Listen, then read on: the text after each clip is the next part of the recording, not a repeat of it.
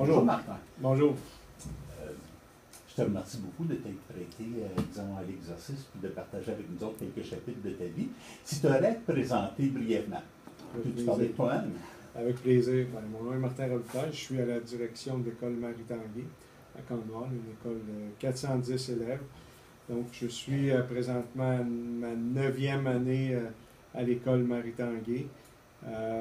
Les 7 premières années ici, j'ai quitté pour une période de 5 ans dans une autre école et là, je suis un heureux retour dans cette école qui est Marie-Tanguay.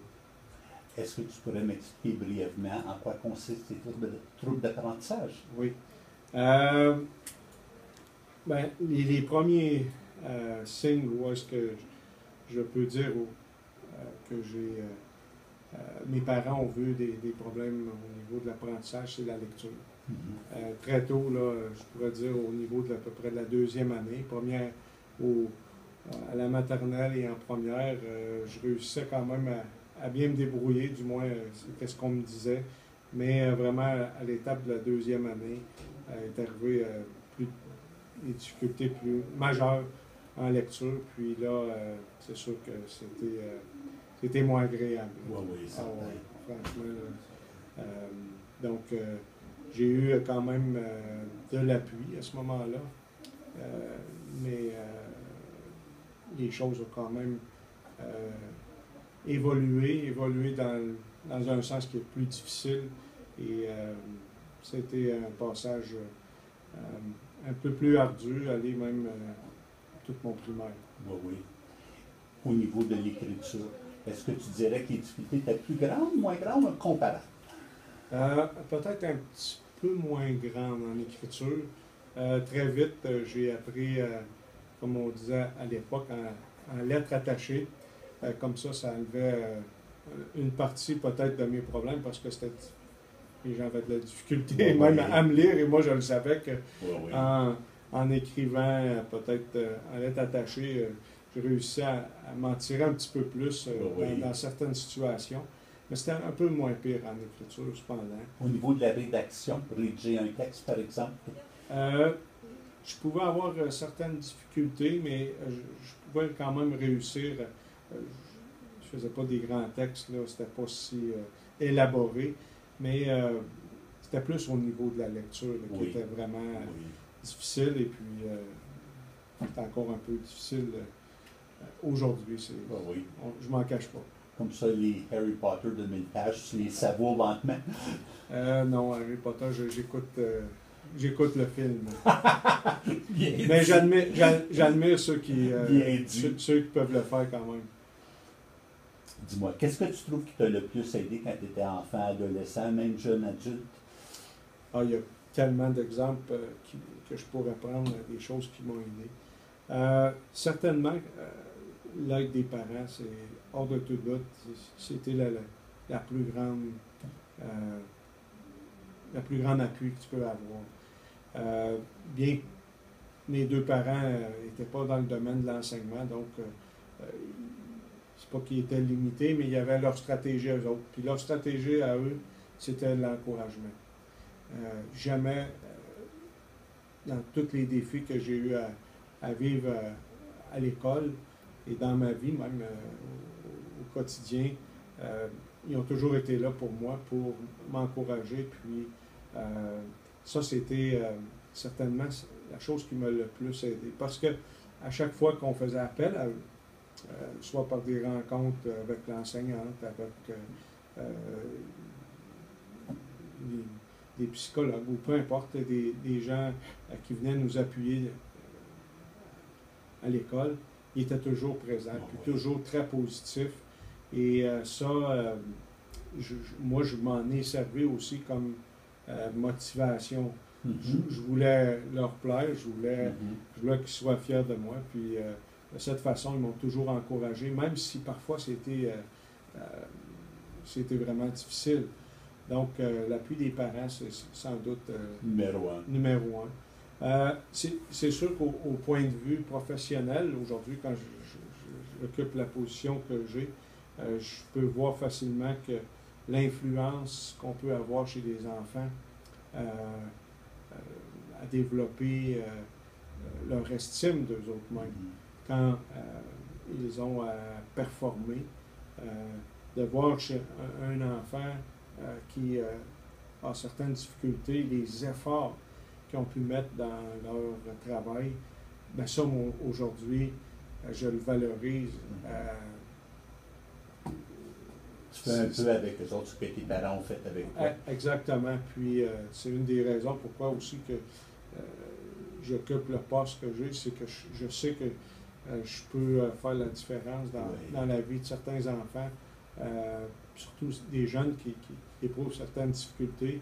Je sais très bien comment ils peuvent se sentir.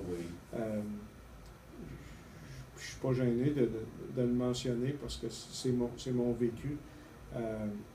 Toutes les stratégies que j'ai pu prendre, parfois pour éviter la lecture,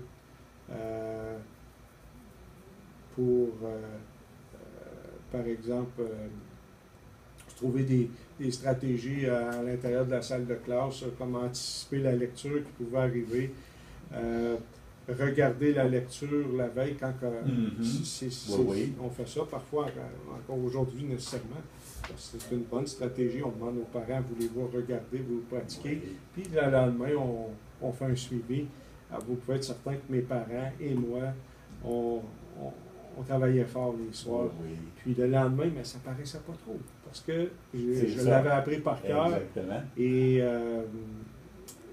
ça, c'était une des façons pour moi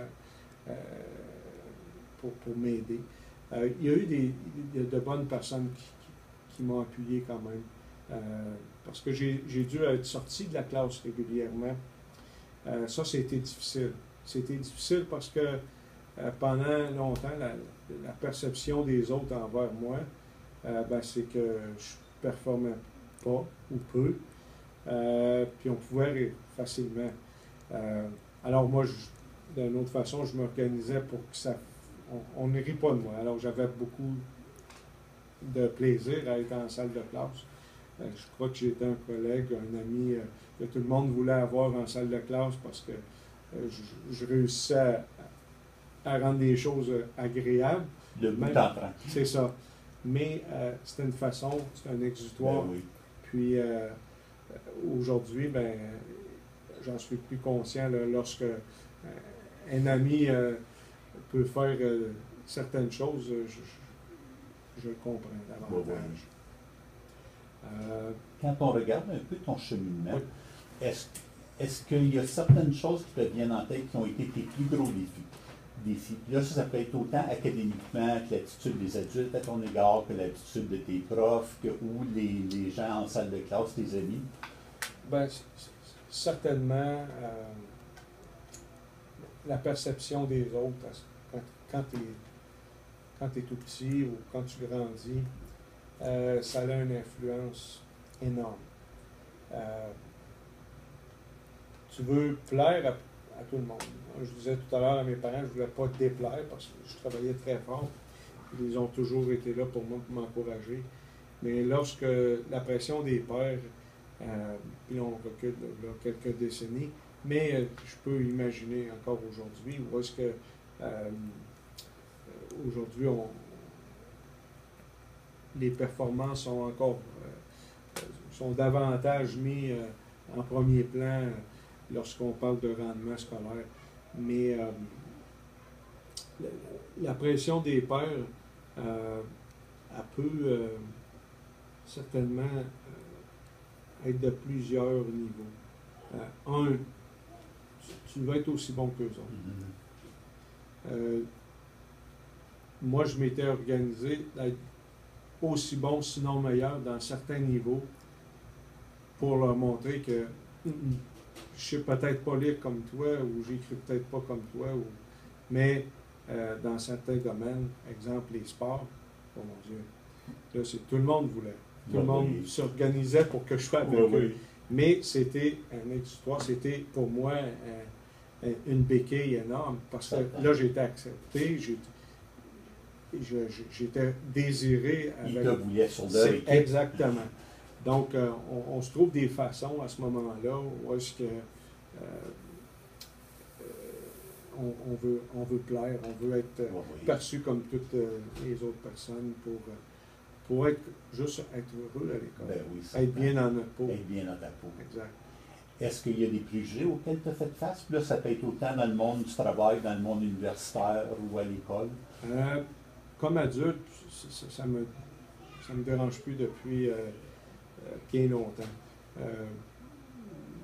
Mes difficultés parfois à lire, je me casse plus la tête avec ça. J'ai développé des stratégies fabuleuses où est-ce que je n'ai plus besoin de lire parfois et je me mets quelques mots et là on peut partir pendant longtemps. Mais je me donne moi-même encore des défis, par exemple, pour la lecture, certainement. Puis j'ai anticipe quand même, mais lorsqu'il arrive, je dis presque toujours oui. Parce qu'il faut que faut que j'aille un petit peu plus loin. Mais certainement que lorsqu'on est plus jeune, quand je parlais de l'acceptation, il y a des choses qui nous rattrapent. Parce que, par exemple, lorsque à l'élémentaire, oui, j'ai eu de la misère à lire en deuxième, en troisième, puis là, arrivé en sixième année, je ne performais pas au même niveau que tous mes amis. Donc, on me disait, à cette époque-là, on pouvait reprendre une année, on disait septième année. Puis mes parents ne voyaient pas les choses du même œil que l'administration d'école. Et on dit, non, toi, tu vas continuer, mais tu vas peut-être continuer ailleurs.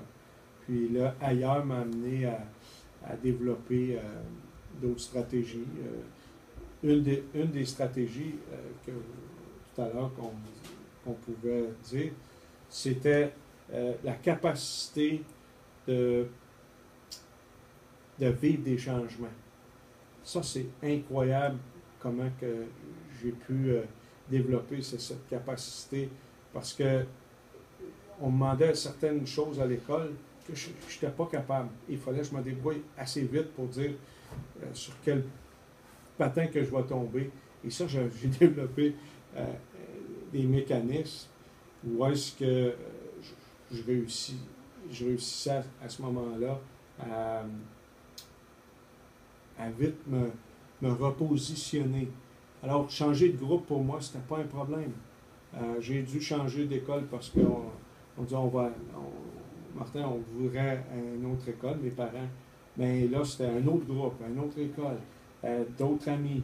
Il fallait que je fasse ma place. Mais là, avec mes difficultés, je me disais, comment je vais faire? Bon, mais là, je m'en tirais comme j'étais impliqué dans certaines choses. Alors, où est-ce que je pouvais tout être impliqué? Mon nom était partout. Partout.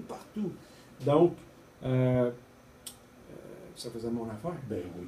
Parce que c'était mon positif, puis j'étais moins obligé de performer en même temps que tout le monde. Je devais quand même faire mon travail, mais des fois, je le faisais plus à la maison. Ouais, des fois, je le faisais avec de l'appui aussi. C'est ça. Je n'étais pas fou parce que j'allais chercher. Oh, je n'étais pas présent, monsieur, madame X. Puis j'avais des explications. Je l'avais souvent un à un. Alors là, j'étais capable un petit peu plus de retomber sur mes patins puis performer. Donc ça, c'est une stratégie que, à la longue, ça a porté fruit. Alors peut-être du côté professionnel des enseignants, la perception certains avaient de moi ou des jeunes en difficulté, c'est pas toujours évident.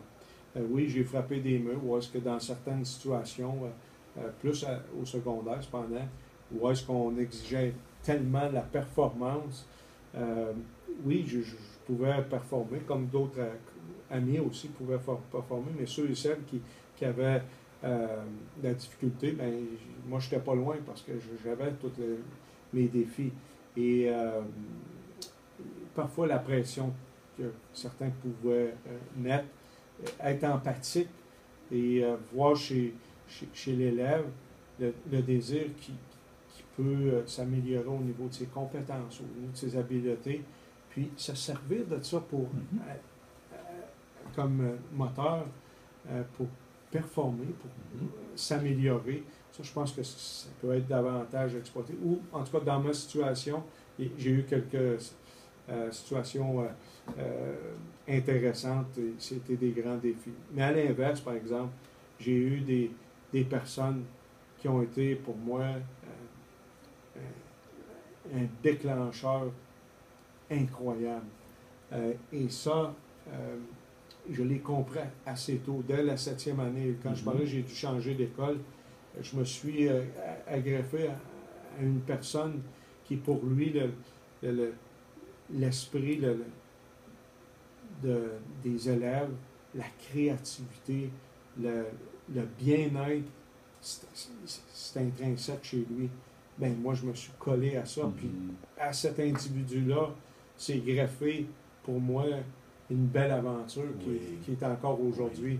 Oui. C'est lui qui l'a allumé. Puis c'est clair que ça m'a permis de voir chez moi que je pouvais autant performer dans certaines situations. Puis là, c'est... Donc, au point de vue professionnel, l'effet, on dit toujours l'effet enseignant, elle existe, puis elle existe en semant au quotidien. Des fois, c'est pas grand-chose, mais l'accueil, je vous garantis que moi, comme direction d'école, ça fait ma 18e année, ben, je suis là tous les matins pour les jeunes. Donc, je le sais que ça peut aider certains, et ça, ben, ça me fait plaisir de le réaliser, moi comme individu, mais je le vois dans les yeux de certains. C'est super. Oui, merci. Dernière question. Si tu aurais des conseils à donner, soit à toi-même quand tu étais enfant, donc tu as Martin l'adulte qui parle à Martin le plus jeune, ou encore à des enfants qui sont dans ton école ou des parents qui sont dans ton école, quels seraient peut-être les conseils, les suggestions les plus importantes, à ton avis, à donner? Bien, certainement que le travail d'équipe est une des clés importantes de la réussite. Je parlais de l'effet enseignant. Oui, parce que l'enseignant vit 4-5 heures par jour, mais il y a toute une équipe qui doit gravir autour de jeunes. Et ça aussi, ça a un impact énorme chez les petits.